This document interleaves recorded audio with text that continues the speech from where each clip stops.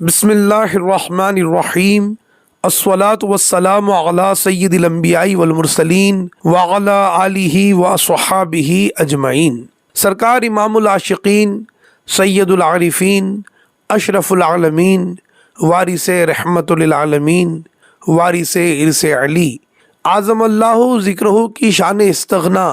اللہ اللہ، آپ دنیا کی ہر چیز سے بے تعلق تھے، باوجود اس کے کہ آپ ایک دولت مند گھر میں پیدا ہوئے تھے، صاحب جائیداد بھی تھے، زر و مال بھی تھا، مگر آپ نے ہوش سنبھالتے ہی سب سے قطع تعلق کر لیا۔ درہم و دینار، زر و مال کو کوڑیوں کی طرح لٹا دیا، جائیداد کے کاغذات تالاب میں ڈبو دیے۔ آپ فطرتاً ہی نہایت مستغنی المزاج تھے، دنیا کی کسی چیز سے آپ کی ذات محمود الصفات کو قطعاً کوئی سروکار نہ تھا، حتیٰ کہ اپنے راحت و آرام کے لیے بھی کسی چیز کو مخصوص نہیں فرماتے تھے، نہ کسی شے کو اپنی ملکیت سمجھتے تھے، دونوں ہاتھ جود و عطا کے لیے مخصوص تھے۔ سرکار وارث پاک عالم نواز عالم پناہ اعظم اللہ ذکرہ کو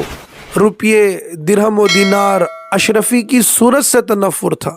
کراہت تھی، نفرت تھی، بلکہ جب آپ کی عمر مبارکہ 15 سال ہوئی اور سیاحت مغرب کا آپ نے عزم فرمایا، ارادہ کیا،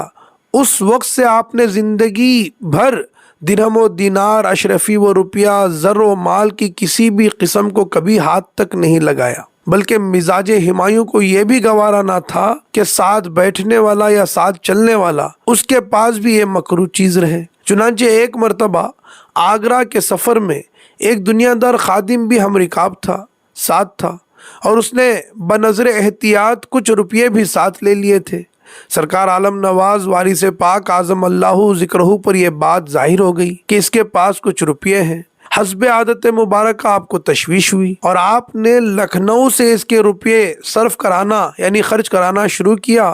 اور اٹاوا تک پہنچتے پہنچتے وہ سب روپیے خرچ ہو گئے۔ جب اس نے کہا کہ سرکار اب روپیہ نہیں رہا، یہ سن کر آپ بہت خوش ہوئے اور اس غلام کو سینے اقدس سے لگا کر متبسم لبوں سے فرمایا، اب تم کو چور کا کھٹکا نہیں رہا۔ دیکھو کہ دنیا میں زن، زمین، زر یعنی عورت، زمین اور مال کی وجہ سے انسان جھگڑے میں پڑتا ہے۔ جب ان تینوں کا تعلق دل سے نکل جائے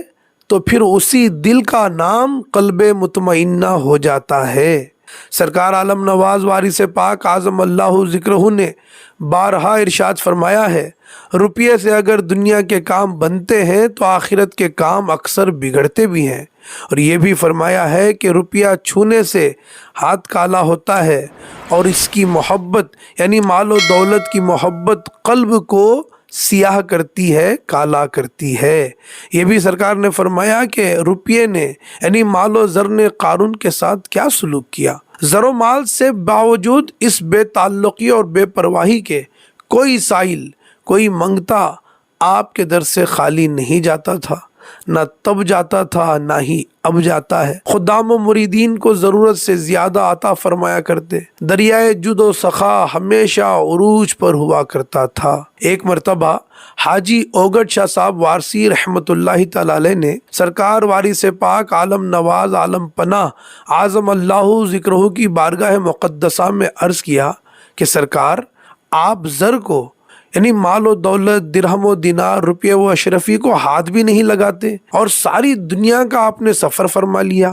یہ کچھ عجیب سا محسوس ہوتا ہے۔ یہ سن کر سرکار وارث علی اعظم اللہ ذکرہ نے ارشاد فرمایا، سنا سنا اوگھٹ شاہ، وہ ہاتھ جو دست ید اللہ کہلاتا ہے، وہی ہاتھ کن کی تخلیق میں مستعمل یعنی استعمال کیا جائے، وہ جب غرض خواہشات میں استعمال ہوگا تو دست ید اللہ نہیں کہلائے گا، یعنی جو